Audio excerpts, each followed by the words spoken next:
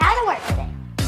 So once upon a time, there was a beautiful river that had lived a peaceful life. Once upon a time, there was a beautiful river, flowing gently through the forest, bringing life to everything around it.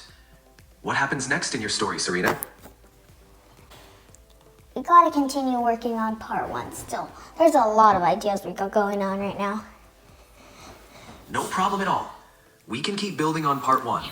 It sounds like you've got a lot of creative ideas, and I'm here to help you shape them into your story. What's the next idea you'd like to include? She looked at the flowers bloomed. One day, some more pretty flowers grew on top. As we continue, one day, even more beautiful flowers grew near her waters, adding a splash of color to her already vibrant surroundings. What do you think should happen next? I was thinking some villagers moved in. At first, she welcomed them, but then she regret because they were throwing a bunch of trash. Her heart emptied. That's an interesting twist.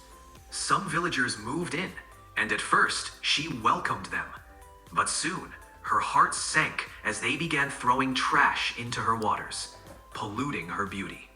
This could lead to an important message about taking care of nature. How does the river respond? The river can't respond. She can't talk, but with her body movements, the villagers don't care. Every single day, they come out with more and more trash, like cans that was once full with soda, and some milk cartons that was once filled with milk. The villagers kept discarding more and more trash, like empty soda cans and milk cartons, polluting the river further. This is a powerful part of the story. How does the river's body react to all this waste? Each day, she tried to use her waves to splash the trash out. She churned and swirled, using her waves to splash the trash out. Does she manage to make a difference, or do the villagers continue their harmful ways? The villagers wore gloves because they did not want to touch mud or anything. They put on special gloves so they wouldn't need to waste their plastic gloves. But they decided to use their plastic gloves instead. The villagers wore special gloves to avoid touching the muck. But instead of using reusable ones, they chose to use plastic gloves, adding to the pollution. This makes the river's efforts even more challenging. How does she cope with this? She even tried to use her plants as a helpful hand, but none of them able to work. But none of her efforts seemed to work. This must be very disheartening for the river. What does she do next?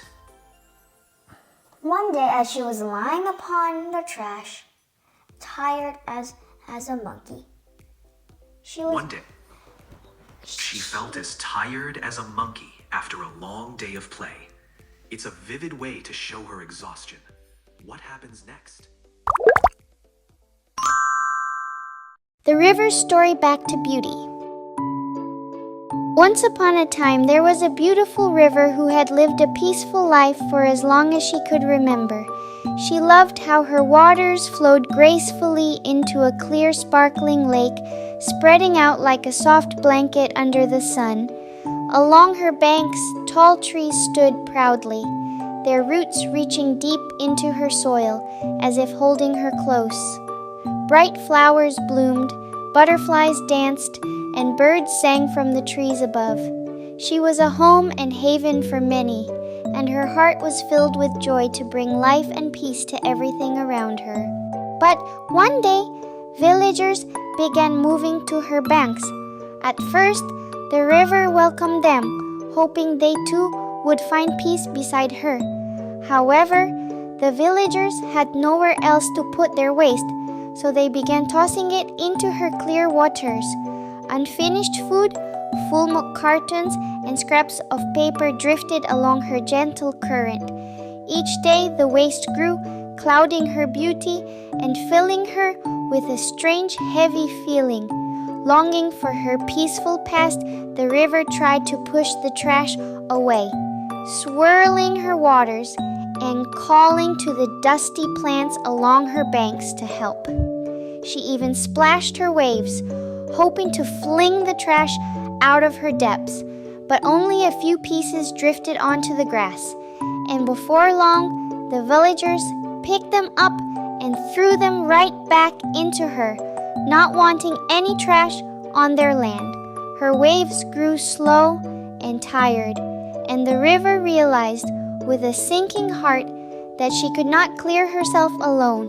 As she lay still and heavy, the river's thoughts drifted back to happier times, remembering the fish that once darted through her waters and the birds that drank from her edge. Desperate to bring them back, she tried one last time, using her waves to lift pieces of trash, hoping to carry them away. But the weight was too much, and the trash sank back, scattering through her waters.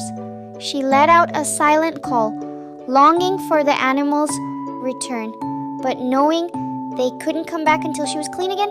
One day, as the river lay quietly under the burden of all the trash, a little girl wandered to her edge. She looked down into the murky water and saw the mess where beauty once sparkled. Her heart ached, for she had heard stories of the river's beauty. Kneeling by the river, she touched the water gently and whispered, "You deserve to be beautiful again." Determined, the little girl began to tell everyone in the village about the river's story, begging for their help. At first, no one listened, but she didn't give up. She returned to the river day after day, pulling out pieces of trash with her own small hands, as if each piece could bring back a bit of life. Slowly, others in the village noticed her efforts. Feeling a twinge of guilt, they joined her, each bringing bags to gather the trash and clean the river. The river felt their care and began to swirl gently, a soft sparkle returning to her waters. Day by day, with the villagers' help, the trash disappeared and her waters grew clear and bright once more. The fish returned, the birds sang from the trees, and the river's heart filled with joy as her beauty and peace were restored. And so, with the help of one determined little girl and the villagers who learned to care, the river was given back her life, flowing gracefully once more into the lake, just as she always had.